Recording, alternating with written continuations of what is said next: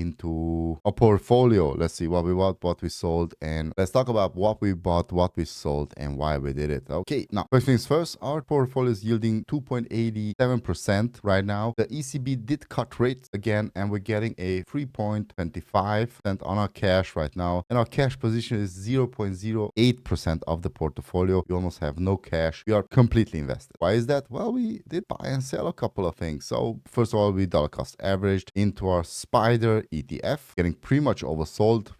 I believe on Monday we're going to take some profits and sell just a tinge of it. Average dollar cost average back into it. Okay, now let's go over everything that happened. So we're currently talking about the week from 14th till 18th of October. So 14th Monday, 18th Friday. On the 14th, we reduced once more our position in PepsiCo, lowering it down to 0.73% of our portfolio, and we added to Progressive. So ticker symbol PEP for PepsiCo. We reduced that position and we increased our position then in Progressive. PGR is the ticker symbol. Progressive, remember Progressive it has a small dividend, but it is increasing its dividend. It has a PE of 18.25. It is a insurance company. Now, if you take a look at Progressive, it is just one of those companies that keeps on going. It keeps on giving. It keeps on growing. It's just a phenomenal company. They did have a couple of bad years. But hey, who doesn't? It's actually 2006 to 2008. But yes, we do believe in Progressive. This is a pretty large position. We have increased Progressive to 2.96% of our portfolio. If this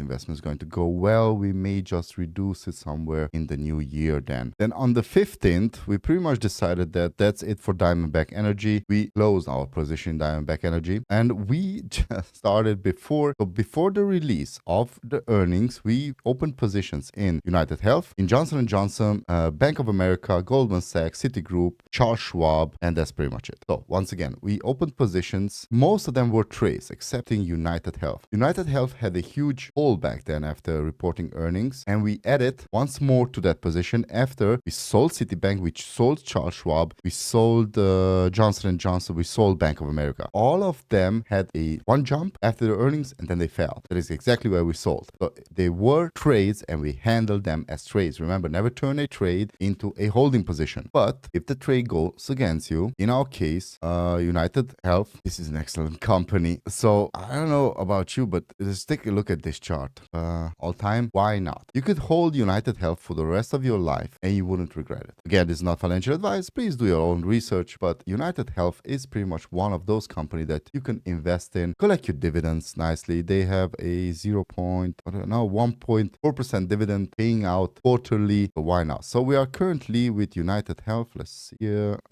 The symbol UNH. We are at 3.38% our portfolio. This will probably have a huge jump after the presidential election. So somewhere in the Santa Claus rally, we're going to reduce then the position, and we're going to invest in something else after that. So once again, we made trades for Charles Schwab, Johnson & Johnson, Bank of America. So Charles Schwab, Johnson & Johnson, Bank of America, Goldman Sachs. Boom. Bought it, sold it, auf Wiedersehen. Then on the 15th, was it on the 15th when it dropped? 14th was Monday, 15th was, I don't know if it was of the 14th. Let me just check it really quickly. ASML. ASML had let's check this. It was on the 15th. ASML lost their peep on the, no, it was on the 14th. Check it out. It was on the 14th. No, it was on the 15th. So ASML had a huge fallout of its price due to the fact that it reported actually future bookings coming out in worse than expected. So they are an exceptional company, unique mode. ASML is one of the world's leading manufacturing and chip making equipment. They create those lithography machines and everybody needs them. So it's a common misconception that they make chips, but they actually create the machines that make then the chips. Now these machines are called lithography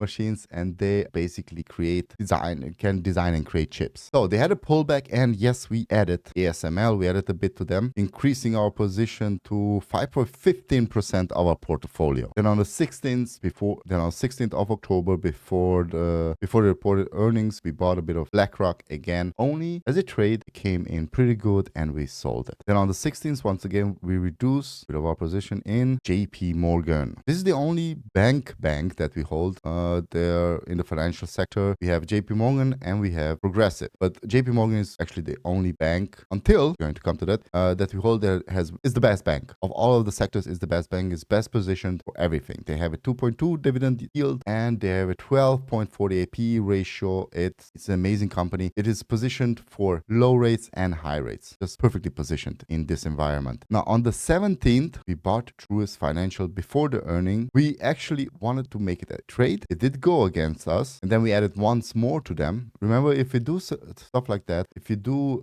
buy companies before earnings, which I wouldn't recommend, I'm crazy. That's why I'm doing it. If you have, for example, $1,000 and you want to trade $1,000, and you see a company that you believe that is going to report good.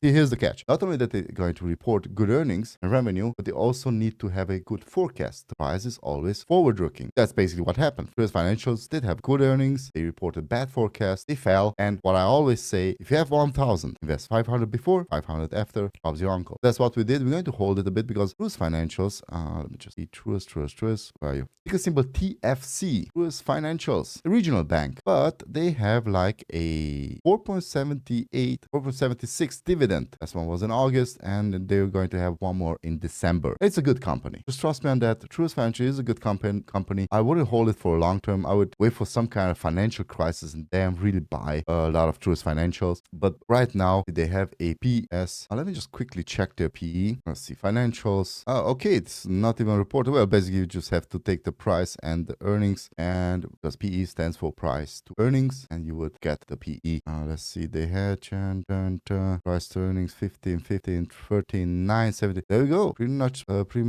nice price to earnings, but this is from 2022. They have no PE ratio reported for 2023, so I'm just guessing they have a pretty okay-ish. Actually, a 9.72 it's okay, but right here in 2017 they had 18 PE. That's not okay. JP Morgan has a larger PE, but JP Morgan is a different company. JP Morgan is not even a regional company. Not only that, it's not a regional bank, it is also a global bank. Not only that's a continental like America bank, is a global bank. It's also in Europe and everywhere. My neo broker is actually holding them part of their money at JP Morgan. So that is what we bought, what we sold.